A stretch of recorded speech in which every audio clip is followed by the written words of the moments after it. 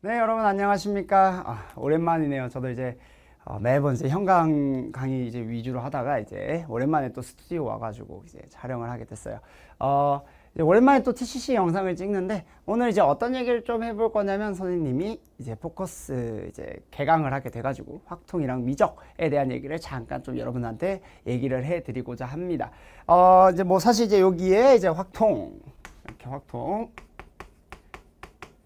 그리고 미적 이런 식으로 들어가게 될 텐데 뭐 수원수투는 지금 거의 이제 한 달 내로 이제 거의 완강이 될 거고요. 수원수투는 내가 이제 요 얘기를 좀 왜 하냐면 여러분들이 포커스의 필요성에 대해서 반드시 인지를 해야 될 것 같아서 이렇게 TCC를 찍게 됐어요. 특히나 지금 상황에서 여러분들이 많이 느낄 거야. 어떤 걸 좀 많이 느낄 거냐면 나 이제 개념 지금 몇 월이에요? 지금 7월이잖아. 그쵸? 여러분들 이제 개념들을 너무 많이 봤을 거야. 그쵸? 내가 문제가 잘 안 풀리잖아. 그럼 나는 항상 개념이 부족하다고 생각을 해요.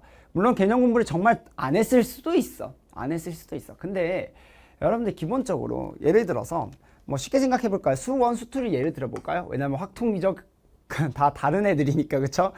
얘기하기가 좀 애매하네. 그쵸? 뭐 예를 들어 뭐 수투를 기준으로 얘기를 하면 여러분들 미분계수의 정의 알아요?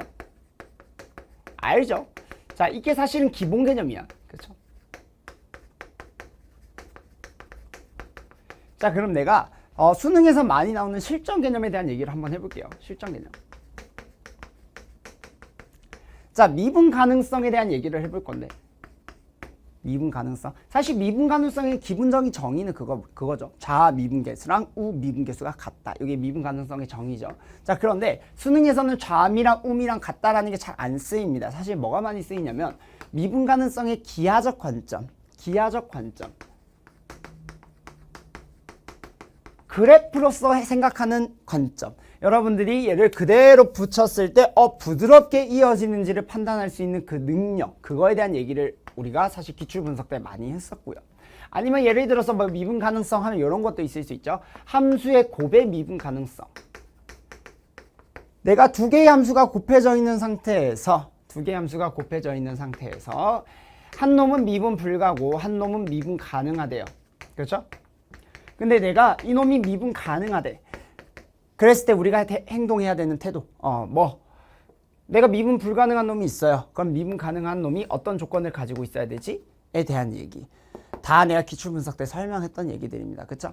기본적으로 여러분들 이건 다 알고 있어야 돼요. 내가 이걸 모른다면 당연히 기출분석 공부를 다시 하셔야 됩니다. 알겠죠? 거기서는 개념에 대한 얘기를 강조를 많이 하고 그 개념들이 문제에 어떻게 적용되는지에 대한 설명들을 많이 했기 때문에. 자, 그러면 포커스가 왜 그럼 필요하냐? 이제쯤이면 여러분들이 느낄 거야. 여러분들 지금 시험 되게 많이 쳤을 거예요. 모의고사 정말 많이 봤을 거고요. 모의고사 볼 때마다 그런 느낌 많이 들 거야. 나는 개념 많이 아는 것 같은데. 그죠? 나는 개념 많이 아는 것 같은데 왜 문제는 안 풀리지? 개 같네? 그죠? 예를 들어서 11번, 12번, 13번 여기서 갑자기 난 턱 막혀요. 쟤는 나랑 뭐 실력 비슷한 것 같은데 쟤는 문제를 되게 잘 푸네? 쟤는 저기서 별로 안 막히네? 근데 왜 나는 막히지? 열받습니다. 예를 들어서 10번까지는 쭉 잘 풀려요. 하나도 막히면 잘 풀리고 속도도 난 빨라.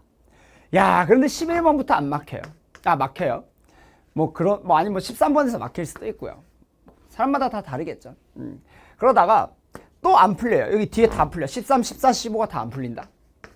다 모르겠어. 다 모르겠어. 자, 그리고는 20번, 21번, 22번에서도 또 막히기 시작해요. 나 이거 선생님, 저는 이거 3개 맨날 틀려요. 여기도 3개 맨날 틀려요. 일단 6개 틀려요. 그 다음에 뒤에 선택 과목에서 한 2-3개 틀려요. 그래서 선생님 저는 한 4등급이에요. 5등급이에요. 이렇게 얘기하는 친구들이 정말 많죠. 그죠? 사실 뭐 그런 친구들도 있고요. 아니면 당연히 공부 잘하는 친구들도 마찬가지야. 선생님 이제 수업하는 이제 현장 강의에서는 이제 보통 선생님 심화 수업을 하기 때문에 그래도 한 1, 2등급 그리고 한 3등급까지 그런 친구들이 많이 수업을 듣는단 말이야. 그 친구들도 마찬가지야. 예를 들어서 나는 뭐 13번까지는 맞춰요. 20번까지는 그래도 어느 정도 도전해서 맞춰요. 저는 이 4개 중에서 어떤 시험에서는 한 3개 정도 맞출 때도 있고요. 어떤 시험에서는 다 틀릴 때도 있어요. 그러니까 저는 이게 너무 왔다 갔다 하니까 편차가 커요. 저 등급이 너무 안정적이지 않아요. 불안해요. 어떡하죠? 이제 이런 얘기들을 많이 해요. 그죠? 자, 이런 것들에 대한 얘기야. 여러분들이 이 개념들을 몰라가지고 내가 문제를 못 푸는 게 아니죠. 특히나 이런 번호들은 사실 지금 상황에서 내가 이런 얘기하기는 조금 조심스럽긴 하지만 앞으로 이제 어떤 식으로 문제가 구성될지는 몰라요. 지금 현 이제 정책들이 많이 바뀌고 있기 때문에 우리가 9월 모평 때는 지금 상황이랑 또 많이 달라질 수는 있어요. 하지만 어차피 줄은 세워질 거고요.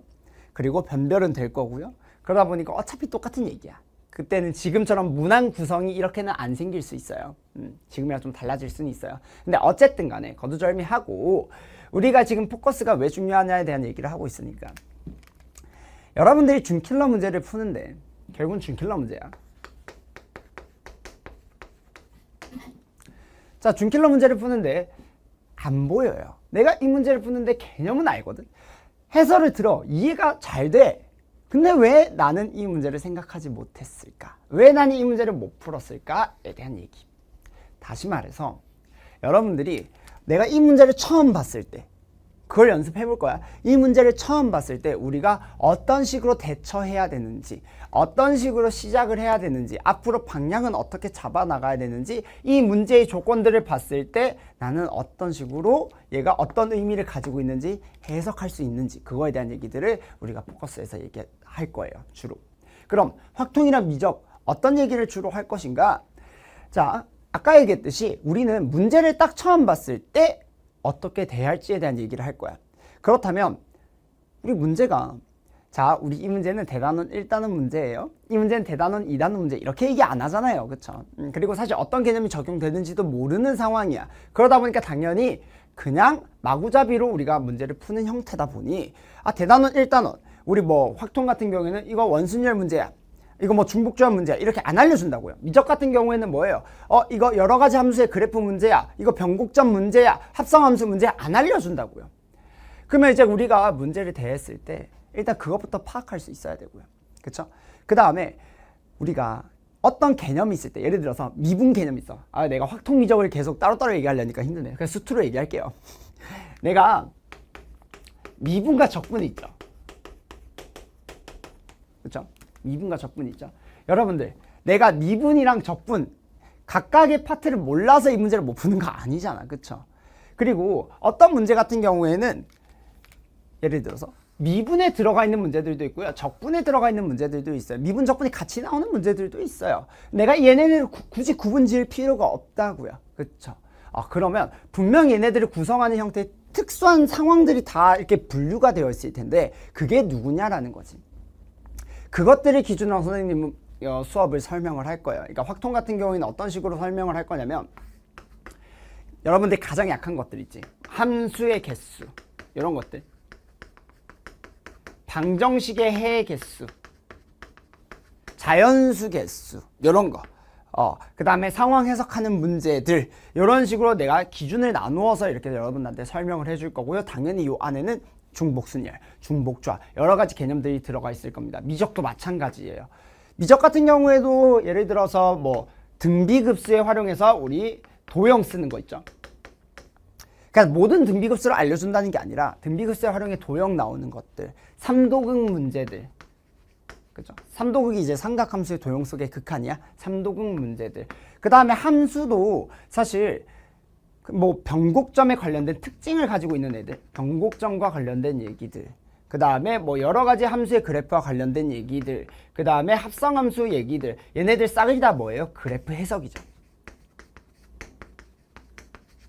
그래프 해석에서는 미분이 나올 수도 있고요, 적분이 나올 수도 있습니다. 그렇죠? 이런 식으로 다 이렇게 다른 과정으로 분류를 해서 여러분한테 설명을 해드릴 거예요. 그래서 이런 것들이 연습이 많이 되어야지 여러분 아까 내가 얘기했듯이 뭐야? 이런 형태의 문제들을 봤을 때 내가 기존에 알고 있던 문제풀이랑 지금 우리가 이걸 토대로 배워서 문제풀이를 적용하는 거랑 완전 차원이 달라요.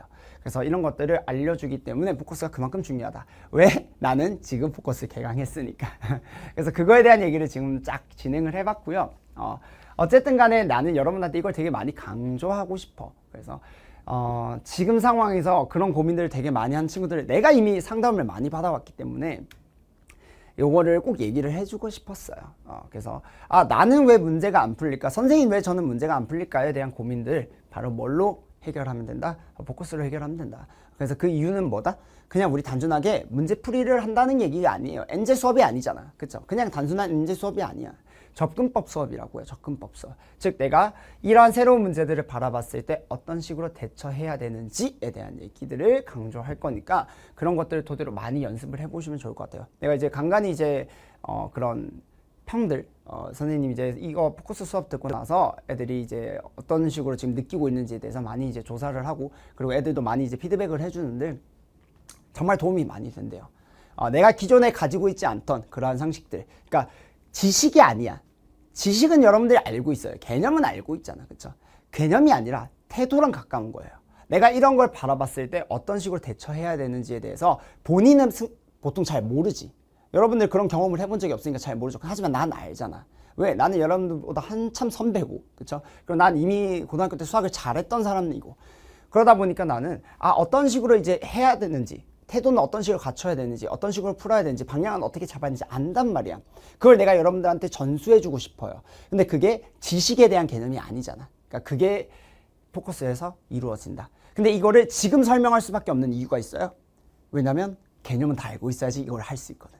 그래서 내가 기출분석 수업할 때 너무 하고 싶었던 얘기였지만 할 수 없었어요. 왜? 개념부터 알려줘야 돼요.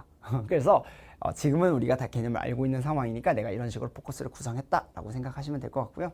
어쨌든 내가 수업 들어가기 전에 TCC로서 그냥 간단하게 여러분들한테 그냥 이거 알려주고 싶다 생각해가지고 이렇게 좀 장황하지만 그냥 한번 쭉 얘기를 해봤어요. 근데 이게 뭐 또 TCC의 묘미 아니겠습니까? 그래서 어쨌든 강의는 이런 식으로 두서없이 진행되진 않을 거니까 강의에서 저랑 포커스 수업에서 또 저랑 한번 만나서 제대로 된 수학 공부 한번 해보도록 합시다. 우리 9월 모의평가 잘 쳐야지, 그쵸? 오케이. 자, 그럼 우리 포커스 수업에서 보도록 할게요. 안녕!